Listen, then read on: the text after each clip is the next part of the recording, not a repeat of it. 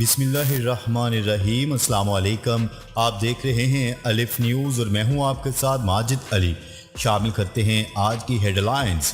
روس کے صدر ولادیمیر پوٹن نے اسرائیل سے معافی مانگ لی۔ مغربی دفاعی اتحاد نیٹو نے خبردار کرتے ہوئے کہا ہے کہ یوکرین جنگ طویل ثابت ہو سکتی ہے۔ جنگ میں یوکرین کو انٹیلیجنس مدد دی، امریکہ کا اعتراف۔ اسرائیل کا دہائیوں بعد پھر بڑی تعداد میں فلسطینیوں کے بے دخلی کا حکم۔ چین نے لانگ مارچ 2D راکٹ کے ذریعے 8 سیٹلائٹس کو خلا میں روانہ کر دیا۔ روس کا آزوستل سے شہریوں کے انخلاء کے لیے انسانی راہداری کھولنے کا اعلان۔ خواتین کے ڈرائیونگ لائسنس حاصل کرنے پر پابندی عائد۔ ڈالر کے مقابلے میں روسی کرنسی کی اونچی اڑان۔ پاکستان اور دنیا بھر کی خبروں سے باخبر رہنے کے لیے الف نیوز کو سبسکرائب کر لیں اور بیل آئیکن کو کلک کرنا نہ بھولیے گا۔ ناظرین، اپنی آراء کا اظہار کومنٹ سیکشن میں لازمی کیجیے گا۔ ہیڈ لائنز آپ نے جانی، اب بڑھتے ہیں خبروں کی تفصیلات کی طرف۔ روس کے صدر ولادیمیر پوٹن نے یہودیوں سے متعلق وزیر خارجہ کے بیان پر اسرائیل سے معذرت کر لی۔ روسی وزیر خارجہ سرگئی لاروف نے یوکرین کے صدر زیلنسکی کا حوالہ دیتے ہوئے کہا تھا کہ ہٹلر کی رگوں میں بھی یہودی خون تھا۔ سرگئی لاروف کا کہنا تھا کہ سمجھدار یہودی لوگ کہتے ہیں کہ سامی النسل یہودیوں کے خلاف سب سے زیادہ پرجوش خود یہودی ہی تھے۔ تاہم اب صدر پوٹن نے یہودیوں سے متعلق وزیر خارجہ کے اس بیان پر اسرائیل سے معافی مانگ لی۔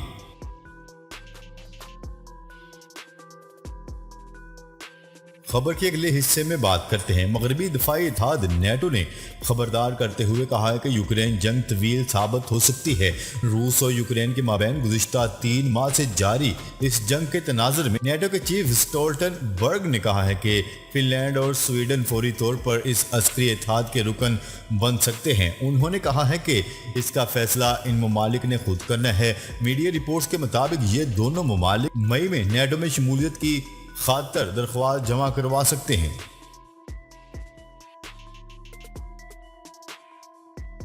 خبر کے اگلے حصے میں بات کرتے ہیں۔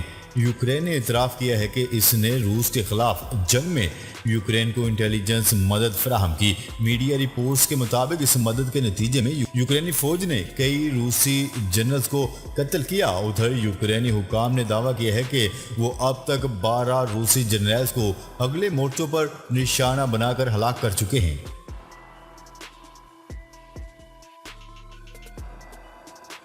خبر کے اگلے حصے میں بات کرتے ہیں۔ مقبوضہ بیت المقدس۔ اسرائیل کی ہائی کورٹ نے مقبوضہ مغربی کنارے میں مسافرتا کے علاقے میں رہ رہے 1000 سے زائد فلسطینیوں کو بے دخل کرنے کا حکم جاری کر دیا۔ الجزیرہ کی رپورٹ کے مطابق اسرائیلی انسانی حقوق کے گروپوں اور مسافرتا کے رہائشیوں نے اسرائیلی عدالت کے فیصلے کی سخت مذمت کی ہے، جس میں اسرائیلی فورسز کو جنوبی مقبوضہ مغربی کنارے کے علاقے مسافرتا میں فلسطینیوں کو زبردستی بے دخل کرنے کی اجازت دی گئی ہے۔ اسرائیل کے انسانی حقوق کے گروپ نے عالمی برادری سے مطالبہ کیا ہے کہ وہ اس بے دخلی کو فوری روکے جو کئی دہائیوں میں فلسطینیوں کی اتنی بڑی تعداد میں بے دخلی ہے۔ اسرائیلی انسانی حقوق کے گروپ کی طرف سے یہ کال اسرائیلی ہائی کورٹ کے 1000 سے زائد فلسطینیوں کی بے دخلی کے خلاف درخواست مسترد کیے جانے کے بعد سامنے آئی ہے۔ گروپ نے ایک بیان میں مزید کہا ہے کہ اس فیصلے نے ایک بار پھر ثابت کر دیا ہے کہ مقبوض کبھی قابض کی عدالت سے انصاف کی توقع نہیں رکھ سکتا۔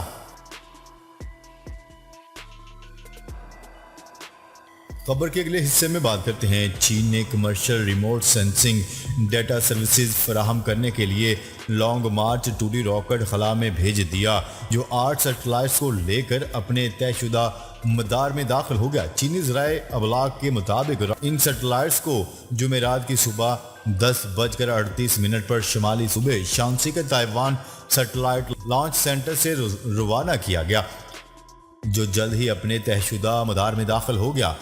سیٹلائٹس کو وسیع کوریج کے ساتھ زمینی وسائل، معدنیات کی تلاش اور سمارٹ سٹی کی تعمیر جیسے شعبوں کے لیے commercial remote sensing data services فراہم کرنے کے لیے استعمال کیا جائے گا۔ لانگ مارچ راکٹ سیریز کا یہ 419واں فلائٹ مشن ہے۔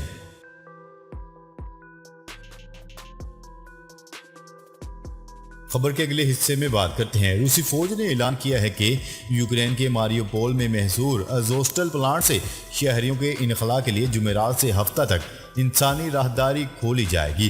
روسی فیڈریشن فار ہیومینٹیرین رسپانس نے مشترکہ رابطہ صدر دفتر نے ایک بیان میں کیا ہے۔ یہ راہداری 3 دن ماسکو وقت کے مطابق صبح 8 بجے سے شام 6 بجے تک کھلے گی۔ انہوں نے مزید کہا ہے کہ اس عرصے میں روسی اور ڈونیسٹک کی افواج یک طرفہ طور پر کارروائیاں بند کر کے روس اور یوکرین کے زیر انتظام علاقوں میں شہریوں کی واپسی کو یقینی بنائیں گے۔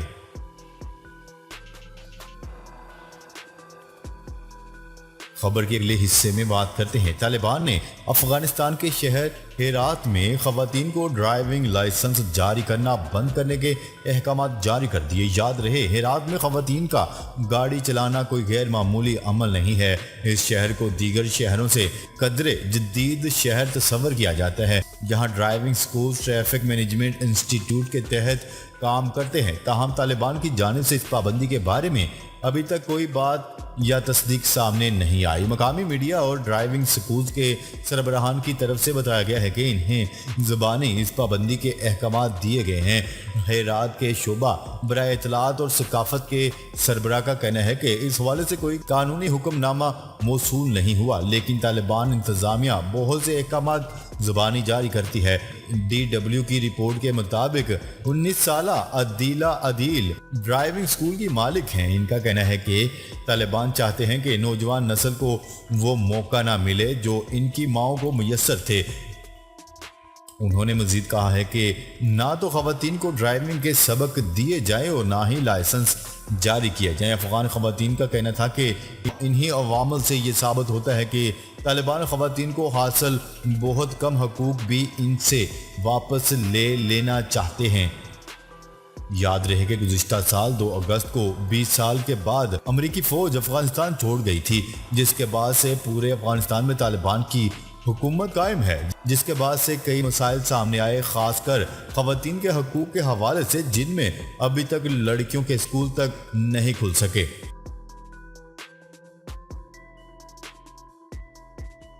خبر کے اگلے اور آخری حصے میں بات کرتے ہیں۔ امریکی اور یورپی پابندیوں کے باوجود روسی کرنسی 2 سال کی بلند ترین سطح پر پہنچ گئی۔ عالمی میڈیا کی رپورٹس کے مطابق یورو اور ڈالر کے مقابلے میں روسی کرنسی کی قدر میں حیران کن اضافہ ہوا، جس کے بعد روبل 2 سال کی بلند ترین سطح پر پہنچ گیا۔ بدھ کے روز صرف روبل کی قدر میں اضافہ ہوا، بلکہ روسی سٹاک انڈیکس میں بھی بہتری پیدا ہوئی، اور یہ سب ایک ایسے وقت میں ہوا جب یورپی یونین نے روس کے خلاف نئی ممکنہ پابندیوں کا اعلان کیا ہے۔ ڈالر کے مقابلے میں روسی کرنسی روبل کی قدر میں 6.6% اضافہ سن 2020 کے بعد پہلی مرتبہ دیکھا گیا ہے۔